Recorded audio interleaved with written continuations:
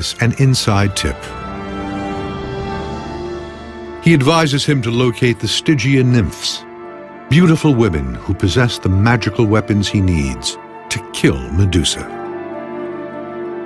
The nymphs are these female divinities who are associated with natural elements, and they inhabit them. So they are in springs, they're in mountains, they're in trees. They're typically the objects of deep and powerful sexual desire. And from this, we get the idea of a nymphomaniac.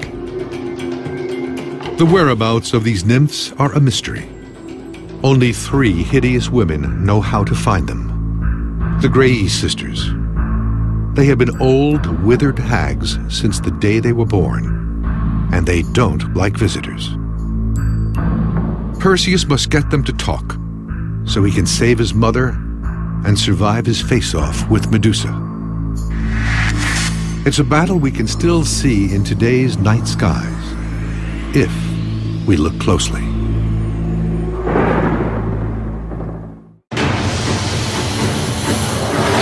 Medusa, a deadly gorgon, has turned countless warriors into stone. But someone is still stalking her, Perseus, and he wants her head.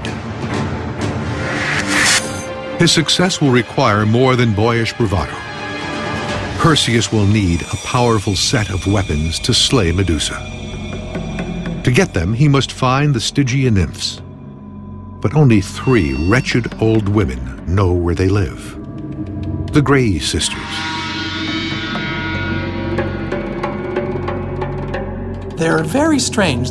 None of them have eyes except this one that they pass between each other whenever one wants to try to have a look at something. So they need to share it. That eye is very precious to them. The island of the Grey sisters is a dark realm where even the moon does not shine. Perseus uses his trusty winged sandals to get there. Perseus is also not just, a hothead and brawny, but he's also pretty clever. When he gets to the island, he realizes he should do some reconnaissance and find out what their weaknesses might be before he proceeds.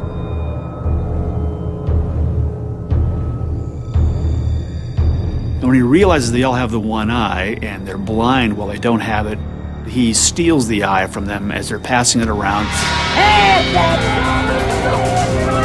The sisters fly into a blind panic. They're in a very abject position. It's like a beggar having his last farthing stolen from him. They're falling all over each other trying to get that eye back from him. Perseus has the upper hand. He demands the location of the nymphs. The Grey sisters reveal that they live on the river Styx, the waterway that separates the land of the living from the land of the dead. Perseus has what he came for. He tosses the eye onto the sand and takes to the skies. This is the myth, but how does it connect to reality? This story, like many others in Greek mythology, may literally have fallen from the sky. Since the dawn of civilization, mankind has looked to the heavens to explain the past, present, and future.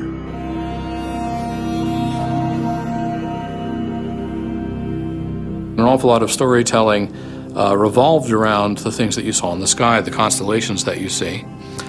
Certainly we know that an awful lot of myths were tied to the constellations.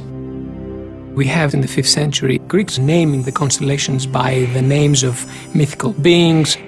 And at that time, people not only saw those mythical creatures up in the sky as symbols, as mere representations, but they actually believed that the constellations were divine. One especially curious pattern exists in the heavens. A hero holding a curved sword and the head of a gorgon. This is the constellation known as Perseus, a celestial blueprint for the myth. But there may be more to this cluster of stars. It may also reveal how the story of the Grey sisters originated. The constellations themselves did things that inspired portions of the myth. The second brightest star in the constellation of Perseus is Algol. Now, Algol is a very peculiar star. In the Perseus constellation, Algol forms a point on Medusa's head. It is known as an eclipsing binary star. It appears as a single point of light in the sky, but it's actually two stars that orbit around one another. As they go, they eclipse each other's light, making Algol appear to dim and then get bright again. It is a 3-day cycle that may have inspired the story of the three Grey sisters. Algol is very bright for a while, and then it goes out rather rapidly every third day. This represents the stealing of the eye of the Grey Eye by Perseus. And as it tries to pass to the third Grey Eye, Perseus is in there among them, and he steals the eye. And when he takes the eye, you can see it go out. Well, if you're a good storyteller, and you've kept track of this, you know when the star is going to disappear, so you can start telling your story when the star is still bright. Then when you get to the part of the story where Perseus has stolen the eye, you can point up in the sky and say, look, it's gone. Algol's impact on the myth may not end with the Grey sisters. Some experts believe it also inspired the climax of the story, Medusa's gruesome demise.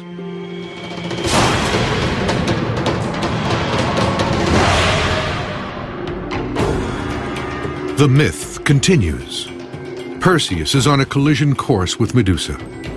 The odds are stacked against him. To take on the monster, he needs the right battle gear. He finds it along the river Styx, the gateway to Hades, where he encounters the Stygian nymphs. They present Perseus with 3 weapons essential to his survival: the sword of Zeus, the shield of Athena, and the helmet of Hades, god of the dead. It reminds them irresistibly of James Bond getting all the fabulous devices from Q, not only because he gets all these things to carry out his mission, but because they also have magical properties to them. Now, Perseus is ready to fulfill his destiny, and not a moment too soon. Back home on the island of Seriphos, a royal wedding is in the works, and Perseus's mother is the unwilling bride. Will her son slay Medusa and bring back her head before it's too late? And how can he succeed where so many others before him have failed? The secret lies in his shield.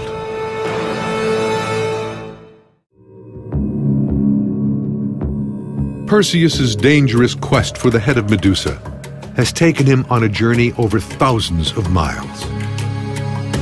Now his moment of truth has arrived.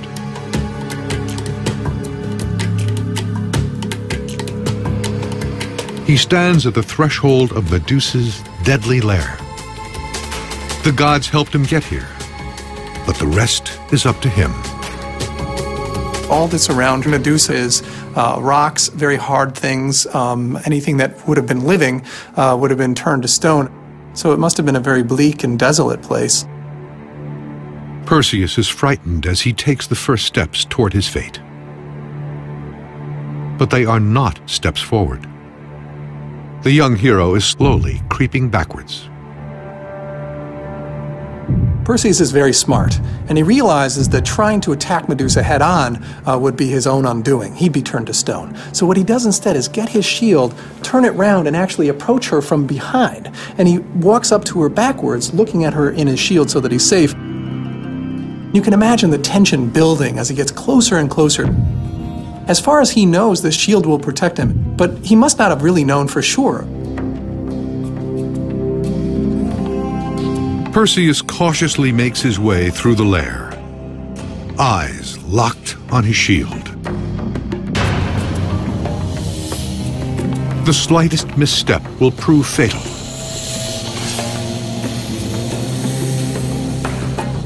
At last, Perseus locks onto his target.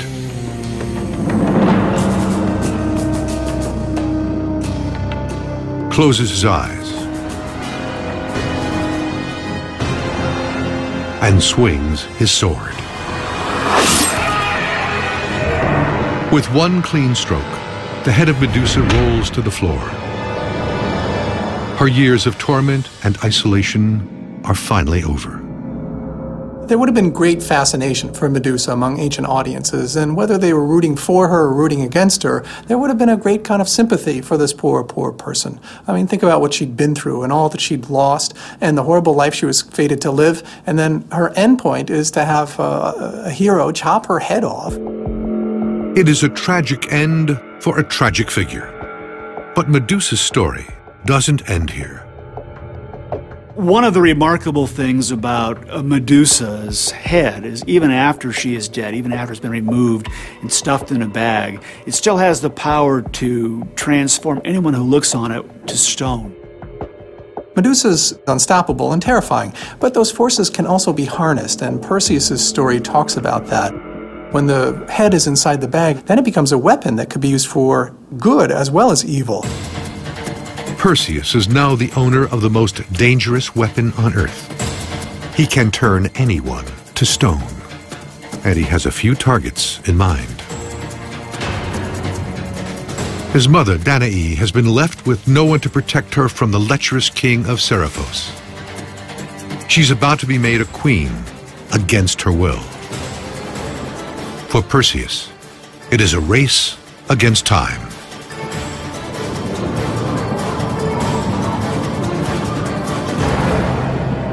As the hero flies home, it becomes clear just how powerful Medusa's head still is.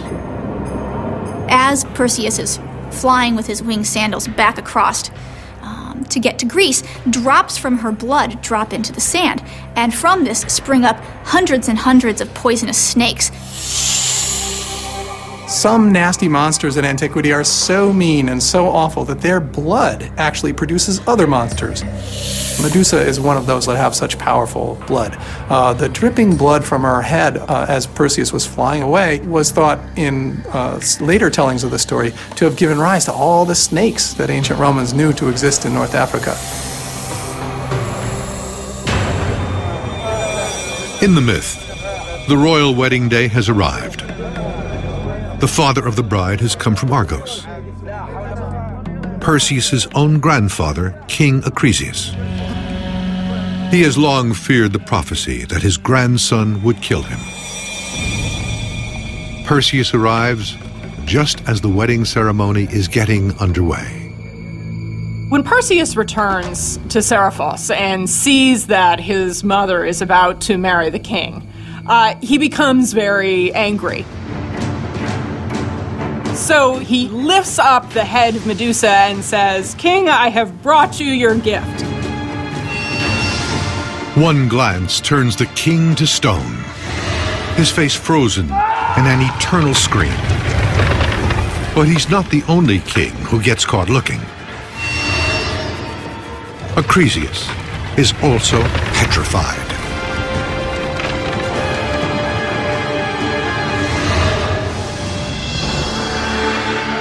Danae has been saved by her son, and Perseus has earned his place as one of mythology's bravest heroes. His death-defying journey has transformed him from a boy into a man.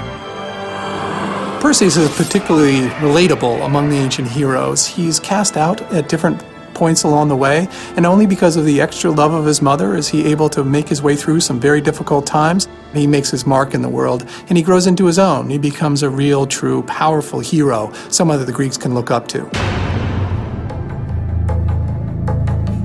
After he saves his mother, Perseus presents Medusa's head as a tribute to Athena, the goddess who created the monster.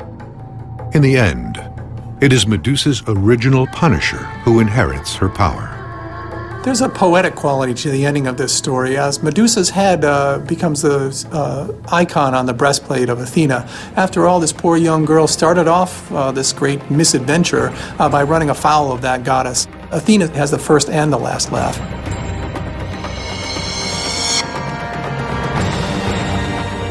Medusa's story has come full circle. Our myth ends where it began, in ancient Greece's greatest temple, the Parthenon.